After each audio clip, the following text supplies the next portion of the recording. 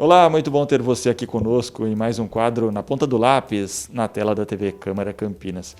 Olha, pagar as contas todos os meses é uma dificuldade, muitas vezes, para muitas famílias que não conseguem se unir nesse objetivo.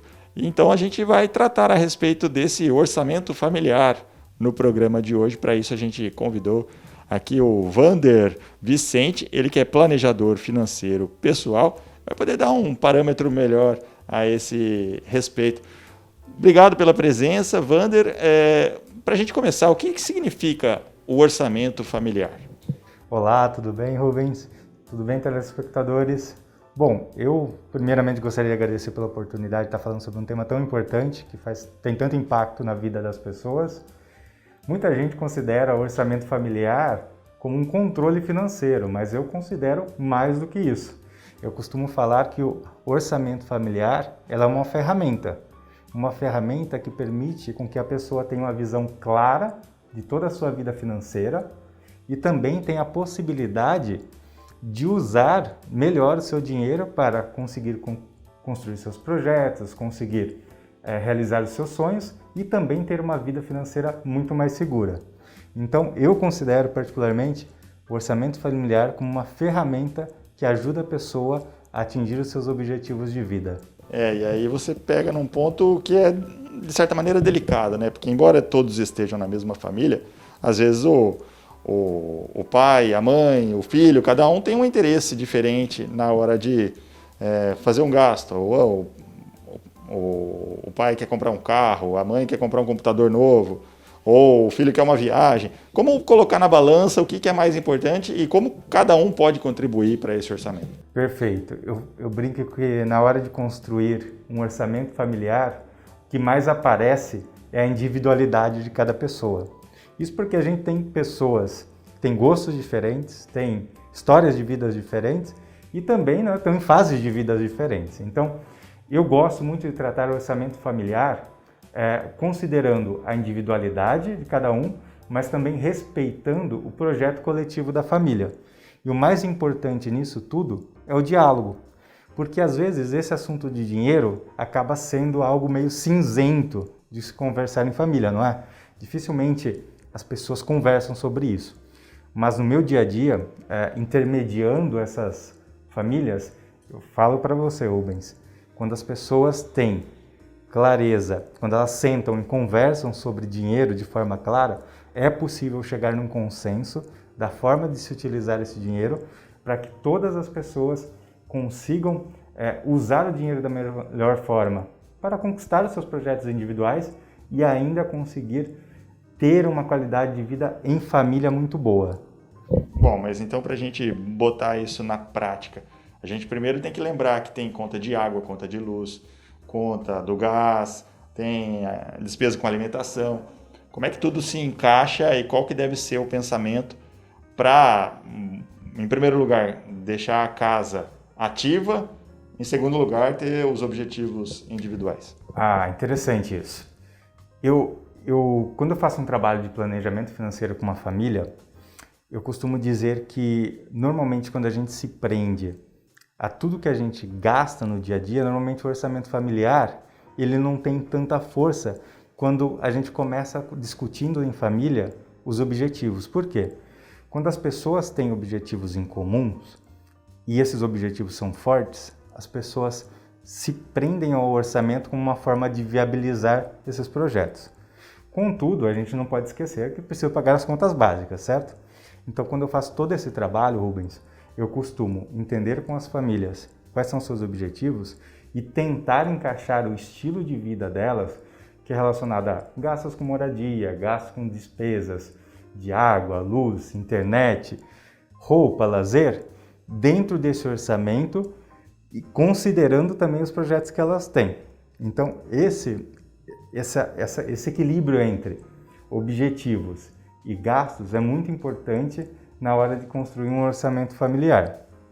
E é importante definir claramente quem é responsável por pagar tal conta, quem é responsável por pagar outra conta.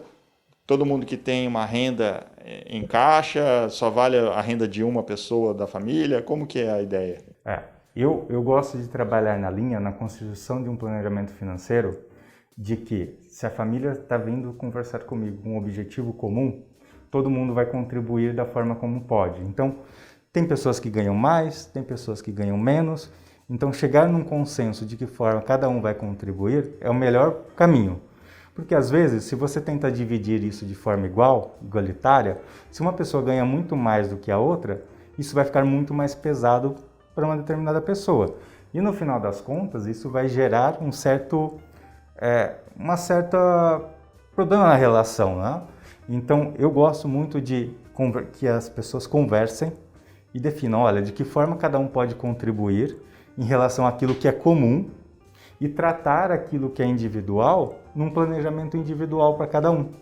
Então, é uma forma de você, dentro do que você pode, contribuir para aquilo que é comum e ainda ter uma forma de planejar aquilo que é importante para você, sem deixar de lado os gastos familiares.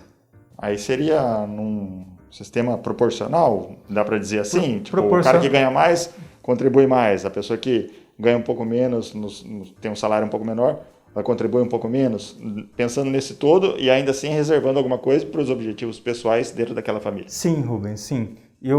Esse é um assunto que é aquele assunto que causa a polêmica, por causa da diferença de pensamento de cada um, né? Tem gente que gosta de dividir de forma igual, tem gente que acha que isso é o certo, né? Porque isso independe da renda da pessoa, e tem pessoas que gostam de constituir isso de acordo com a renda, porque muitas vezes a pessoa está numa fase diferente de vida. Eu particularmente recomendo que a família converse e entenda qual que é o melhor momento, qual que é o melhor meio entre eles para determinar isso, mas eu particularmente, o meu histórico de atendimento com os clientes, eu percebo que a maior parte das pessoas gostam de contribuir quando ganham mais, contribuir um pouco mais, do que quando dividir igualmente. Então isso acaba ponderando um pouco e acaba criando até um clima muito positivo dentro da família, porque não dá aquela sensação de que alguém está sendo desfavorecido, sabe? Tá certo. É sempre importante a gente ter tudo isso em mente. Como você está dizendo, conversa sempre é importante. E eu quero também entrar no seguinte aspecto. Vamos botar a polêmica aqui no jogo. Vamos lá.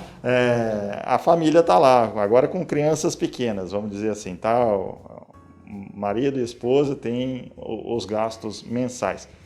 E aí estão as duas crianças pequenas. Uma está precisando, por exemplo, fazer um tratamento dentário. A outra está querendo uma bicicleta. Como priorizar isso daí para que nenhuma ache nada injusto? E de acordo com o orçamento familiar. De acordo com o orçamento familiar. Eu parto do pressuposto que a educação financeira também traz muita consciência financeira. No caso, vamos supor o caso do exemplo do dentista e da bicicleta. Fica muito evidente que um tratamento de saúde, né, de dente tem uma prioridade em relação à bicicleta. E o ponto aqui é a forma como você vai explicar isso para os seus filhos. E aí a importância, muitas vezes, dos pais terem essa educação financeira para conseguirem disseminar isso até para os seus filhos. A gente sabe que não existe uma cultura de educação financeira no nosso país. Agora está melhorando isso, né, com isso sendo um requisito básico, né, na escola. Mas, naturalmente, eu gosto de dizer que uma das melhores heranças que um pai pode deixar para um filho é a educação financeira, porque isso vai impactar toda a vida dele, né? Toda a criação de projeto, toda a forma como ele olha o dinheiro, que é algo que naturalmente ele vai ter que acordar todo dia e ir atrás.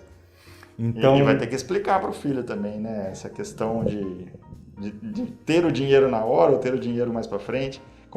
Com quanto tempo que a criança começa a aprender essa educação financeira dentro de casa? Olha, depende muito. Eu falo que as crianças de hoje em dia estão muito espertas. Se você dialogar da forma certa, né? Se você tiver uma postura, se você tiver bons argumentos, tiver uma preparação, e muitas vezes, né, conversar com um planejador financeiro ajuda, porque você aprende muito nessa conversa, você é capaz de pegar alguns exemplos, algumas situações, algo mais lúdico e transformar em algo palpável para a criança, de que forma que talvez ela não fique tão feliz, mas ela entenda que existe outra prioridade no momento. É sempre importante, e a conversa acho que é o principal mesmo. de estar sempre unidos por um objetivo. Quero agradecer muito a sua presença aqui no quadro Na Ponta do Lápis, Wander, e convidá-lo já para um próximo encontro, para a gente debater mais a respeito das finanças. Eu que agradeço o convite, agradeço aos telespectadores, espero de alguma forma ter contribuído e aproveitando, se alguém tiver mais interesse em saber sobre finanças pessoais, orçamento e assuntos relacionados a dinheiro, eu quero deixar aqui o convite para acompanhar o canal Planejadamente, que é um canal onde eu procuro, junto com alguns colegas, dividir gratuitamente conteúdo de finanças pessoais para ajudar as pessoas a atingirem seus objetivos e viver melhor o presente. É isso, sempre importante, né? Obrigado mais uma vez, Wander. Eu que agradeço e até mais. Valeu. Esse o Wander Vicente, que é planejador financeiro pessoal, pôde conversar conosco aqui no quadro Na Ponta do Lápis. E na próxima semana a gente volta com mais dicas e informações importantes para você cuidar do seu dinheiro. Um grande abraço, até lá!